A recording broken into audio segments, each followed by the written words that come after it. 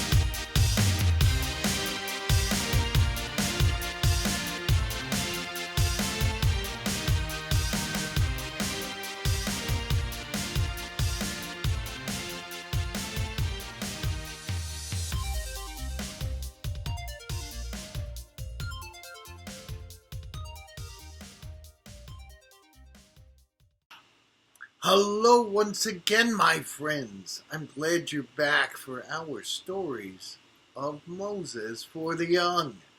By young, I mean young of all ages. Yeah, I'm telling these stories for you kids, but hey, your moms, your grandmoms, grandpas, papas, anyone's welcome to hear them. I'm Pastor Mark from Clinton Avenue Reformed Church in Bergenfield, New Jersey. And I'm glad you're watching this. Maybe you're watching on Facebook and maybe on YouTube. Either way, I'm glad you're here. And please, comment, like, and share these videos so that other people will find out about them and they can hear these stories too. Do you remember what happened in our last episode of Moses? Moses was really frustrated, because he was trying to do God's will, do the job God told him to, and free all the Hebrew slaves from Egypt. But King of Egypt, called Pharaoh, he wasn't happy that Moses was trying to do this. He actually gave the slaves extra work to do, in addition to their regular work. So the slaves weren't happy with Moses either. They were saying, come on, Moses, you're making things worse. Get out of here. Leave us alone before something really bad happens to us. Moses was frustrated. He was angry. We've all felt that way. There are times we're trying to do what we think is right. Sometimes God tells us to do something, and we're working at it, and it looks like nothing's happening, or at least nothing good. Sometimes it even seems like things are getting worse. Well, Moses was pretty frustrated, and he was talking to God and saying, Hebrew slaves don't even listen to me. Is Pharaoh, king of Egypt, really going to listen? God said, go to Pharaoh, go to him tomorrow, you and your brother Aaron. Now remember why brother Aaron was there? Because Moses didn't speak very well. Maybe he stuttered. He said he was slow in speech. We're not exactly sure what that means. Most people think he stuttered a bit. So God would speak to Moses, and Moses would speak to Aaron, and Aaron would proclaim Moses' message, the one that Moses got from God. So Moses and Aaron go up to the king of Egypt. Now, Egypt is a country in northern Africa. At the time of Moses, it was like a superpower. It had the biggest army, about the biggest economy. It was a really, really prosperous country. In part because they had a lot of Hebrew slaves giving them free labor. And Moses is thinking, who am I? Who am I that I can make demands of Pharaoh, the king of this great country? But God said to do it. And God doesn't tell us to do something unless God's figured out a way to get it done. So Moses and Aaron, they go to Pharaoh in his big palace. Moses says, Pharaoh, the God of the Hebrews, the God of those people of Israel, the God of Abraham, Isaac, and Jacob says to you, let my people go. And Pharaoh looked at him. Who the heck are you to talk to me? I'm not letting anyone go. I need those slaves to make my bricks for my big cities. Remember we talked about that. The slaves were making bricks for Pharaoh's building projects. And Moses, you and Aaron, just go away. I don't want to hear from you. I don't know who this God of Abraham, Isaac, and Jacob are. I don't know who the God of the Hebrews is. We Egyptians worship a lot of gods, and we never heard of that one. So, poof, be gone. But Moses was persistent. After all, he was doing God's work, so how could he not be persistent? Moses said, I'll prove to you who God is and how powerful this God is. So, he took his staff. Now, you folks who've seen some of these stories before know what Moses' staff could do, right? Yep, you heard it. Moses took his staff, threw it on the ground. And what did it become? If you've seen these stories before, you know what it became. It became a snake. Na na na na na na na na na na. Now I know some people who have pet snakes. I wouldn't have pet snakes. They're a little bit creepy, I think. I prefer to stay away from them. Although, you know, one time, this is a true story, I was in the Cape May Zoo, and a friend of mine works at the Cape May Zoo.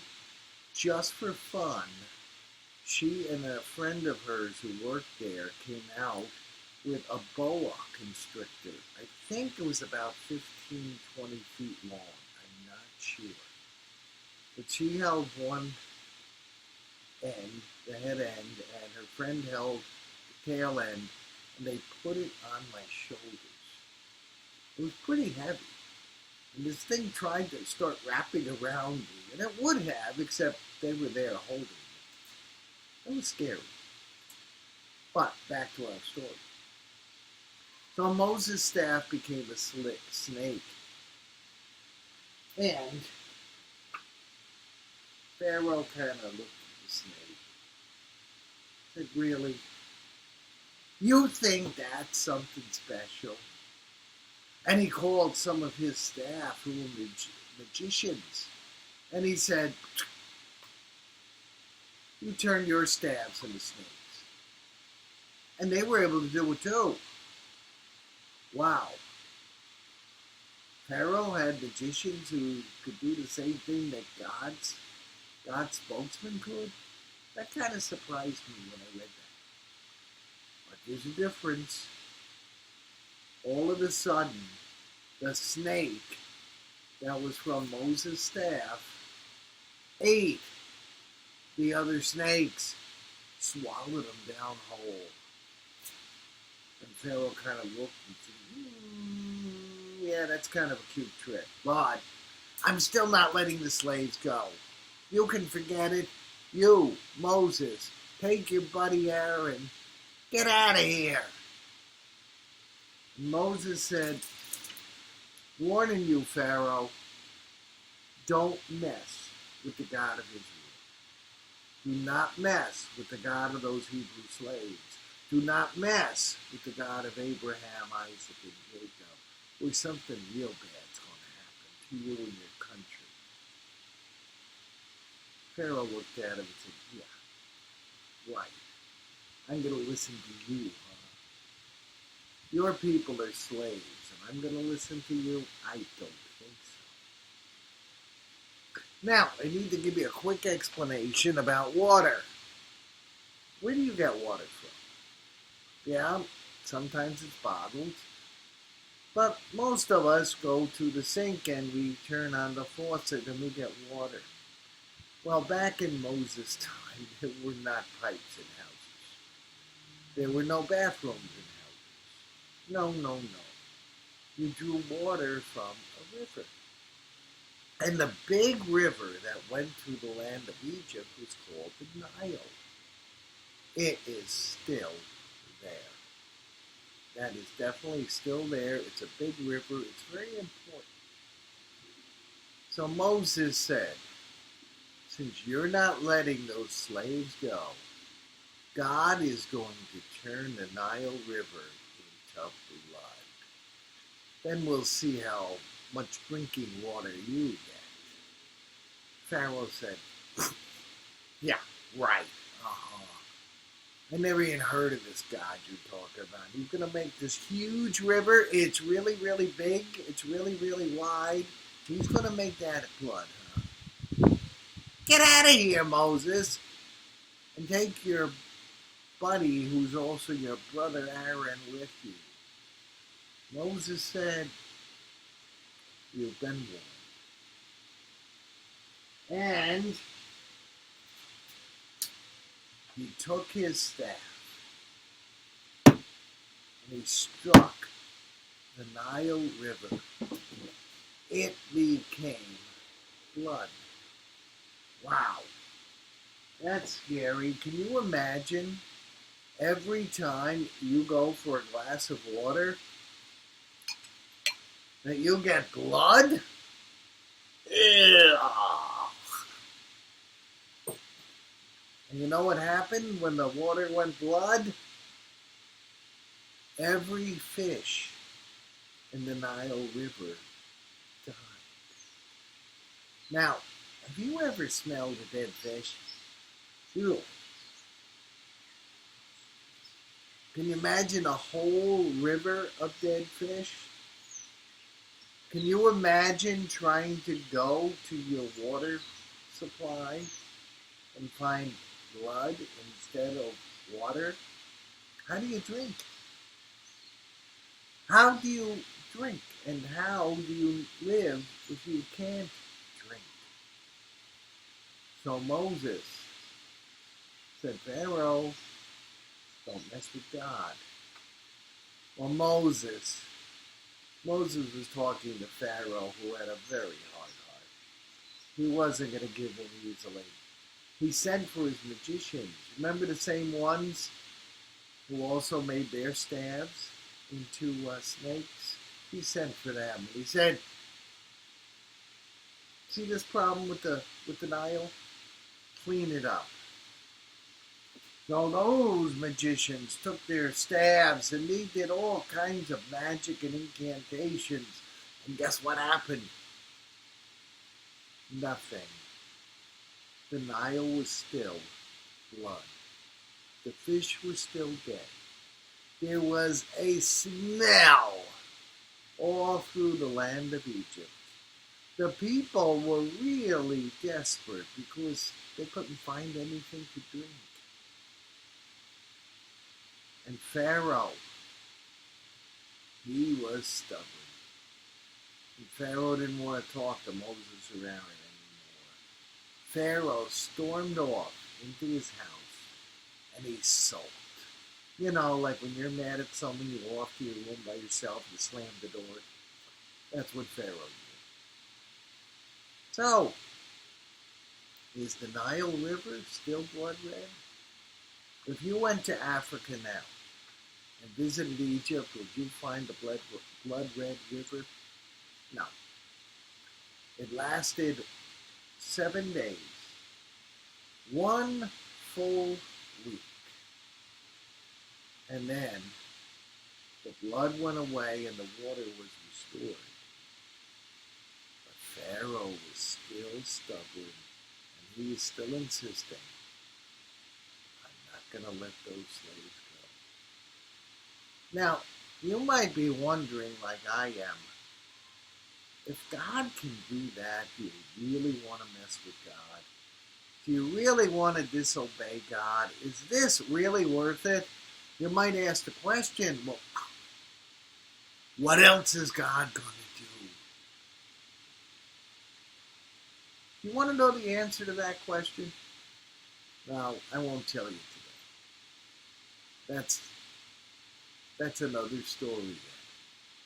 But yes, God does some other things to Pharaoh that are not very good.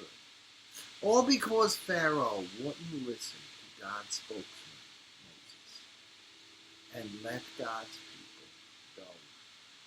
Maybe that should be a lesson for all of us. If God tells us to do something, well,